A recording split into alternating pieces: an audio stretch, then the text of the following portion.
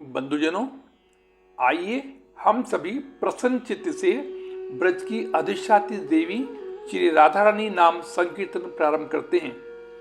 हमारी आपसे निवेदन है, कृपा कर वीडियो को अंत तक श्रवण कर लाइक, सब्सक्राइब तथा शेयर कर अनुग्रहित करें। नमस्ते परमेशानी रास मंडल वासिनी रासेश्वरी नमस्तेस्तु कृष्ण प्राणाधिक प्रिय। अर्थात हे परमेश्वरी, हे रासेश्वरी, आप रास मंडल में निवास करने वाली श्री कृष्ण को प्राणों से भी अधिक प्रिय हैं। हम आपके श्री चरणों में नमन करते हैं। बंधुजनों, एक पौराणिक कथा के अनुसार शरद पूर्णिमा भगवान श्री कृष्ण और राधा रानी की रासलीला से संबंधित है। जब भगवान श्री कृष्ण वृंदावन में गोपियों के साथ रासलीला किया करते थे, उनकी आभा से तीनों लोग मंत्र मुग्ध तो होते ही थे, वरन सभी देवता उसे देखने के लिए आतुर भी रहते थे। बंधुजनों, दिव्य स्तरों से सजी ब्रजधरा का हिस्सा पारसोली, जो गोवर्धन से 2 किलोमीटर भरतपुर मार्ग पर स्थित है, महाराष्ट्र स्थली के साथ ही महाकवि सूरदास की साधना स्थली के रूप में भी मशहूर है। यह सारस्वत कल्प की वही पवित्र भूमि है जहां भगवान श्री कृष्ण ने शरद पूर्णिमा की धवल रात्रि में गोपियों के साथ 6 महीने की रात्रि का निर्माण कर महारास रचाया था। जैसे ही कृष्ण ने अपनी बांसुरी की मधुर तान छेड़ी, तीनों लोग ध्वनि से मुक्त हो गए थे तथा सभी आतुर गोपियां अपनी शुद्ध बुद्ध छोड़ महाराज प्रांगण में उपस्थित हो गईं। बंधुजनों, देव, गंधर्व, किन्नर तथा नारद आदि भी इस दौरान आकाश से महाराज को निहार कर आनंद का रसपान कर रहे थे। लेकिन ब्रह्मा जी आशंकित थे कि इस प्रकार पराई नारियों से लीला करना शास्त्र मर्यादा का उल्लंघन है। तदनुसार भगवान श्री कृष्ण ने एक और लीला रची। श्री कृष्ण ने सभी गोपियों को अपना स्वरूप दे दिया। अब तो गोपियों की जगह हर तरफ पीतांबरधारी कृष्ण ही कृष्ण दिखाई दे रहे थे। अब पूरी सृष्टि कृष्णमय हो रही थी। शुद्ध जीव अब ब्रह्म बन गया है। यथार्थ में ब्रह्म का ब्रह्म के साथ विलास करने का नाम रास है। इस प्रकार ब्रह्मा जी ने स्वीकार कर लिया कि यह स्त्री पुरुष का मिलन नहीं है, यह तो अंश और अंशी का मिलन है, जिसमें श्री कृष्ण गोपी रूप हो गए हैं और गोपियां ब्रह्म रूप। बंधुजनों, जब श्री कृष्ण की बांसुरी की लोक लुभावन मधुर धुन महादेव ने सुनी, विश्वनाथ के मन में भी इस महारास में भाग लेने की प्रबल इच्छा जागृत हुई तथा वह भी माता पार्वती सहित धरती पर महारास में सम्मिलित होने के लिए पधारे। लेकिन जब वह रास देखने पहुंचे तो उनको प्रवेश नहीं दिया गया, क्योंकि इस महारास में गोपियों के साथ श्री कृष्ण के अलावा अन्य किसी भी पुरुष का प्रवेश वर्जित था। निसंदेह अपनी प्रबल इच्छा के चलते गंगाधर महारास में भाग लेने के लिए आतुर थे, अतः उन्होंने राधा रानी का ध्यान किया।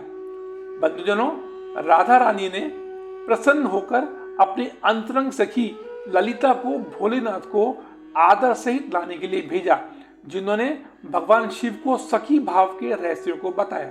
तदुपरांत माता पार्वती ने भोलेनाथ को उद्देश्य पूर्ति हेतु यमुना मैया की शरण में जाने का निवेदन किया। अतः भोलेनाथ ने पवित्र यमुना में डुबकी लगाई। इस तरह महादेव की इच्छा को देखकर यमुना माता ने उनका गोपी के रूप में श्रृंगार किया और जब वे बाहर आए तो स्त्री भाव से परिपूर्ण थे। तत्पश्चात ललिता ने विश्वनाथ को महाराज परिसर में गोपी रूप में प्रवेश कराया तथा भोलेनाथ महाराज को देखकर आनंदित हुए।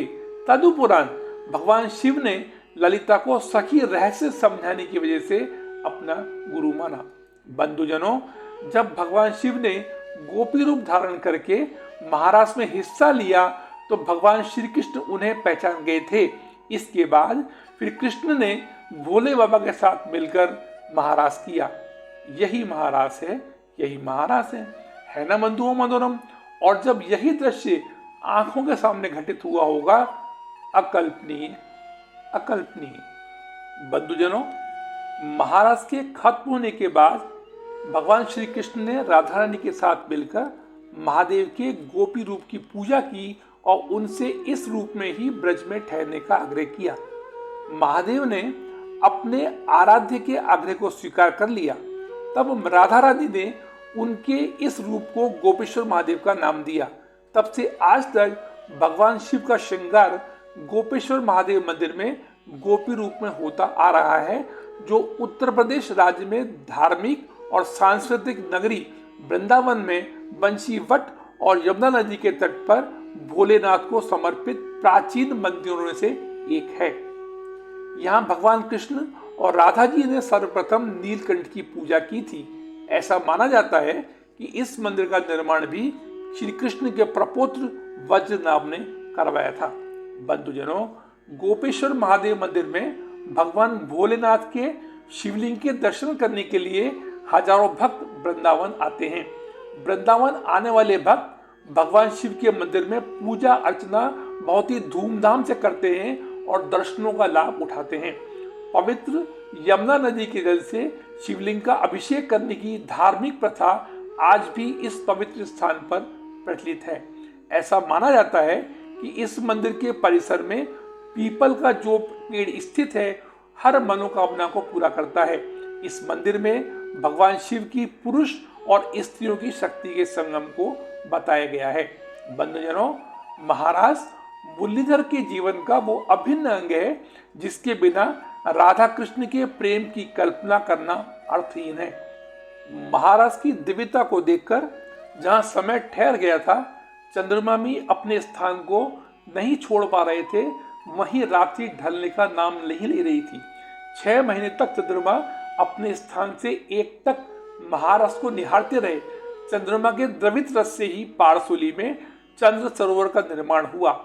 जहां वराह पुराण में पारसोली का वन नाम उल्लिखित है, वहीं गर्ग संहिता में चंद्र सरोवर का विशेष महात्म्य बताया गया है। बंधुजनों, आराध्या श्री राधा रानी और महाराज के विषय में बताने के लिए बहुत कुछ है, लेकिन समय की बाध्यता के कारण हमको यह सत्र यहीं समाप्त करना पड़ रहा है। अतः राधा रानी के श्री चरणों में नमन करते हुए हम अपनी वाणी को विराम देने के लिए क्षमा प्रार्थी हैं। कर जोड़ी वंदन करूं, नित नित करूं प्रणाम, रसना से गाता रहूं श्री राधा राधा नाम। जय श्री राधे। धन्यवाद।